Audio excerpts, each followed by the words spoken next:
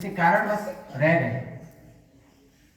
कई बार परीक्षा कैंसिल हो जाती है, कई बार नकल हो जाती है, चीटिंग हो जाती है, जिससे परीक्षाएं कैंसिल होती है। ऐसे कारणों से वो रह गए, तो उन्होंने आपको परीक्षा में किस तरह से आपको आपका परफॉर्मेंस देना है आपको गाइड किया होगा, और उस अनुसार आपको परीक्षा में आपका जो परिणाम है वो लाना भी है। मैं आपको बताने जा रहा हूं कि यूकेजी कक्षा के विद्यार्थी, 5वीं कक्षा के विद्यार्थी, 8वीं कक्षा के विद्यार्थी, 11वीं 12वीं कॉलेज के विद्यार्थी, मैंने मेरे जीवन में जब विद्यालय में पढ़ाना शुरू किया तो सबसे पहले यूकेजी कक्षा का अध्यापक बना। उसके बाद में मैं 4वीं कक्षा का कक्षा अध्यापक बना। उसके बाद में 8वीं कक्षा का कक्षा अध्यापक बना। उसके बाद में 11वीं कक्षा का कक्षा अध्यापक बना। और उसके बाद में मैंने मेरे कोचिंग पर कॉलेज के विद्यार्थियों को इकोनॉमिक्स, स्टैटिस्टिक्स और अकाउंट पढ़ाया। और वर्तमान में मैं जो सरकारी नौकरी की तैयारी करते हैं विद्यार्थी, उनको गणित और मेंटल एबिलिटी और इसके सवाल करवाता हूँ। मतलब कहने का मतलब ये है कि हम जब शुरू करते हैं तब हमको कुछ नहीं आता। कोई भी व्यक्ति जन्म से सीखकर नहीं आता है। आपके कक्षा में जो कक्षा में विद्यार्थी प्रथम आ रहा है वो जन्म से सीखकर नहीं आया। आपने जन्म लिया था तब भी उसका ज्ञान इतना था, और उसने जन्म लिया तब उसका भी ज्ञान इतना ही था। मैंने जब यूकेजी कक्षा में पढ़ाना शुरू किया था तब उसको अटेंडेंस बढ़ना भी नहीं आती थी। मुझे पता है कि मुझे जेड तक स्पेलिंग भी नहीं आती थी। लेकिन जब मैं यूकेजी कक्षा का कक्षा टीचर बना तो मेरे कक्षा के 42 विद्यार्थियों में से 48 विद्यार्थियों को जेड तक स्पेलिंग, 3 स्पेलिंग याद करना, छोटी एबीसीडी से बड़ी एबीसीडी में बदलना, सारी मात्राओं के शब्द पढ़ना सिखा दिया था। कुछ ही विद्यार्थी ऐसे थे जिनको 3-4 विद्यार्थी प्रत्येक कक्षा में कमजोर होते हैं, जिनको समस्या आती है। यूकेजी कक्षा के सभी विद्यार्थियों को ए से जेड तक कम से कम 1 स्पेलिंग और अधिकतम 3 स्पेलिंग,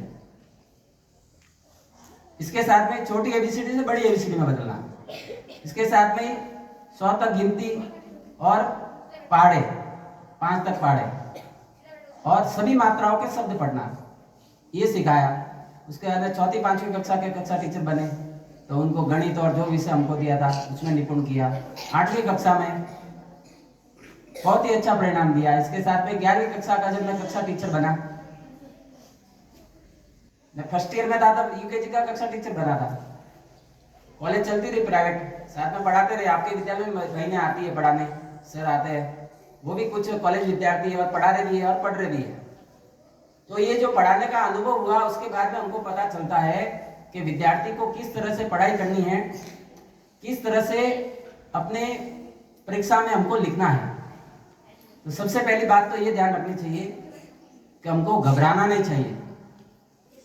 ज्यादातर विद्यार्थी परीक्षा के एक दिन पहले ही घबराहट शुरू हो जाती है, और कल मेरे परीक्षा है, 5 दिन बाद मेरे परीक्षा है, मैं क्या करूंगा, ये सोच सोच के जितना पढ़ना है उतनी भी पढ़ाई नहीं कर पाते।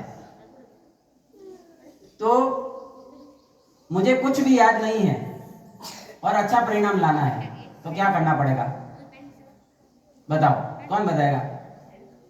मुझे सामाजिक की परीक्षा है, हिंदी की परीक्षा है, गणित की परीक्षा है, और मुझे कुछ नहीं आता और मुझे अच्छे नंबर लाने हैं, तो मैं क्या करूंगा, बताओ? आपने देखा होगा कुछ विद्यार्थी ऐसे होते हैं जिनको अपन होशियार मानते हैं। अपन मानते हैं कि वो होशियार है, और वो कम पढ़ के आता है तो भी उसके नंबर सबसे ज्यादा आते हैं। इसका कारण क्या है? इसका कारण एक ही है कि वो जो अपना प्रश्न दिया हुआ है उसको ध्यान से पढ़ता है और उसको आता नहीं है, फिर भी उसका उत्तर अच्छे से लिखने का प्रयास करता है। हमारा विद्यालय पर निबंध लिखो, बड़ी कक्षा वालों के लिए आसान है, लेकिन छोटी कक्षा वालों के लिए मुश्किल है। अब मुश्किल है, लेकिन उसको अगर खुद पर विश्वास है कि मैं अच्छे से लिख सकता हूं, वो घबराता नहीं है प्रश्न देखकर, तो वो अच्छे से लिख पाता है। और जो प्रश्न दिया हुआ है उसके इर्द गिर्द की बातें लिख देनी चाहिए। पृथ्वी क्या है, ये प्रश्न आया, तो मेरे को तो आता नहीं पृथ्वी क्या है, तो आधे तो घबरा कर छोड़ ही देते हैं कि मुझे नहीं आता इसलिए नहीं करना। आपको जो प्रश्न नहीं आता है उसमें एक लाइन अधिक लिख के आना है, इस बात को ध्यान रखना है। तो आपके कम से कम 10 में से 6 नंबर का तो अंक मिल ही जाएगा। अगर निबंध आपके 10 नंबर का है तो कम से कम 6 तो मिल ही जाएंगे। अगर आप छोड़ कर आएंगे तो क्या होगा, 0 नंबर आएगा। तो पहली बात तो ये कि हमको घबराना नहीं चाहिए।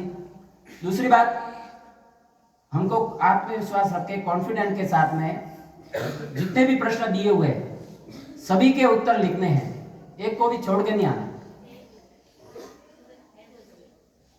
एक आपको उदाहरण दूंगा, उसके बाद में परीक्षा की कुछ बातें बताकर मैं अपनी वाणी को विराम दूंगा।